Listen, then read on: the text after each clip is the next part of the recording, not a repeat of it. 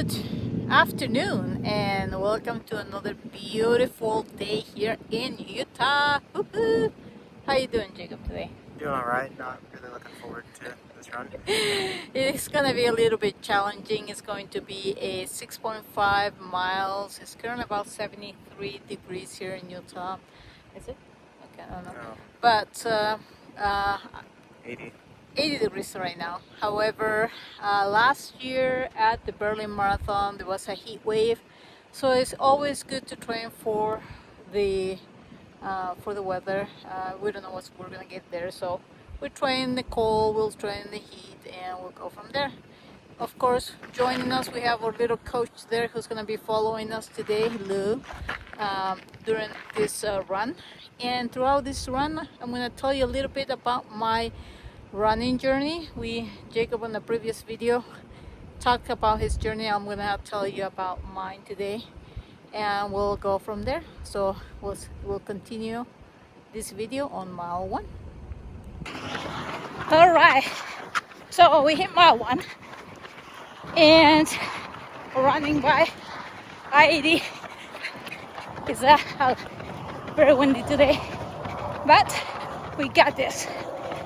To start my journey, when I was young, 9, 10 years old, and my dad passed away, my mom used to go to a place called Laguna Redonda in Concepcion, where I'm from, and she used to do laps there.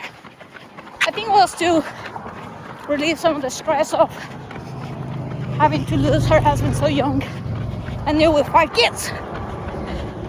We were a little mischievous. I wasn't too much, but yeah. But I never took running seriously back then. It was just to try to keep company to my mom, so she wasn't alone. But yeah, that's part 1. All right, we're mile 2. How are we doing, Jacob? Doing good. Well, continuing my journey. Fast forward, never did anything in school or running in school or anything like that. I always try to stay fit because it's good for you. And later on in life, I got into a career that required physical fitness every year. So I always try to not only pass the test but also do well, do it within the time limits. And so I will run 1 or 2 miles as the test was approaching. But yeah, more on mile 3. All right, so mile 3 now, right? Yep. How are we doing? Doing all right. Look at this great Salt Lake in the back. Not so great anymore. We need to work to get it better shape. But continue the story. Oh yeah. So living in the town that I live in, it was a 5K that was towards the proceedings for going to domestic violence victims. So my sister Andrea asked me, "Hey, want to participate in this 5K?" And I was like, "Absolutely, let's do it." So that was my first race. We both ran it together. It was awesome. And then after that, in 2019, Sherry moved to Colorado. She asked me, "Hey, do you want to run a half marathon?" And I was like, "I don't know how long is that, but sure." I didn't know how long it was or anything. I did my research, start training, and I signed up for it. It was in Moab. It's gonna be nice, pretty, but unfortunately COVID happened and everybody knows the consequences of that. The race was actually canceled the week of the race. So, but yeah, that was mile 3. So I ran that half marathon, but I had to run it myself because it was COVID. So the company said, if you run the half marathon and we can confirm your times, we will send you your medal, your bib, and your shirt. And I was like, well, at least it's something. They're trying to accommodate for all the time they've been training. And I run it exactly here on this road. I got all the way to 5600 West, run into all the buildings, finished my half marathon. And after that, I was hooked. The sense of accomplishment was amazing, felt good. So I started running, looking for other half marathons to run. And I found the Thankful 13. And we just run every Thanksgiving Day. Gives me an excuse not to cook. And I started running the half marathon. And I met somebody, Amy, who was a great companion for training that day. And she asked me about if I wanted to run Boston someday or move to a marathon. And that got me thinking. Tell you more on the next mile. We're mile 5 now, 4? 4. How are you doing, Jacob? Doing all right. A little over 2 miles left. Woohoo! All right, see you there. All right, we're on mile 5. Woohoo! Jacob, how you doing? Doing good. This is very nice path because it's a little flat like Berlin will be. Anyways, so after talking to this lady that I met while training for Thanksgiving Point, I investigated about Boston, and I heard it was one of the most prestigious races, and I was like, you know what, I want to do that someday.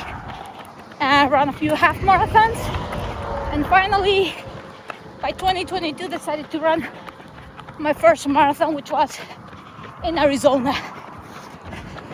Unfortunately, I did not qualify, but it gave me a good push, knowing that 1, I was able to do the training, and 2, I was able to finish without hitting the wall.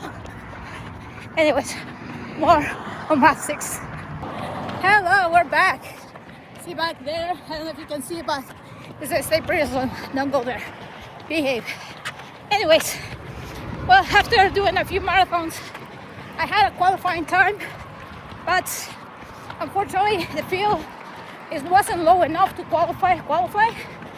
So I started looking at other races, and I discovered the Abbott Major World Marathons, which my qualifying time was good for Chicago, which was in October.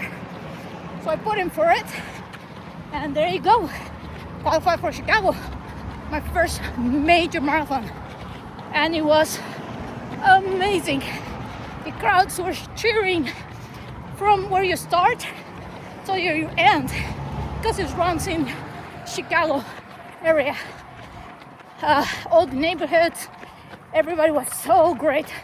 Marathon was good from the expo to the finish line. And yeah, that was my story with the first marathon, major marathon. Jacob, how was your experience there? It was really good. I love the energy of the crowd. The only thing that was managed better was, the only thing I wish was managed better was mainly the roads, because the blockades are very packed, so you couldn't really see anything. So more for the families. It was kind of hard to see your runner, but overall, Chicago didn't disappoint. Tell you a little bit more about how I got to Boston at the end. And we finished, Jacob. How are you feeling? Feeling good. Yeah. How was your run? It was a bit rough. It's really hot out today, but the wind started kicking up, so it kind of countered it. Okay, what's the weather right now? Tell me. You have my phone. Oh, sorry. I had the phone. How about the watch? Anyways, in the meantime, let me tell you how the story ends as of right now. So after running a few more marathons and convincing this guy to run a few 5Ks with me and 10Ks, I was finally able to qualify for Boston back in 2024 at the Rebel Race Marathon in Mount Charleston. Submitted my time, waiting with my fingers crossed, and was was able to qualify for Boston, I was so thrilled at that time. And it was also Jacob's first half marathon, which I was very proud because I was able to see him run and enjoy all his training, and it was amazing to see this young man turning into a runner like mom. Anyways, She tricked me. yeah, I did trick you, because once you start running, you get hooked. So then after Boston, I decided to submit my time that I obtained in Mount Charleston to Berlin, and I ended up qualifying to Berlin as well. And I asked Jacob, why don't you just set your name up for the lottery, and hopefully you can get in as well. And he did.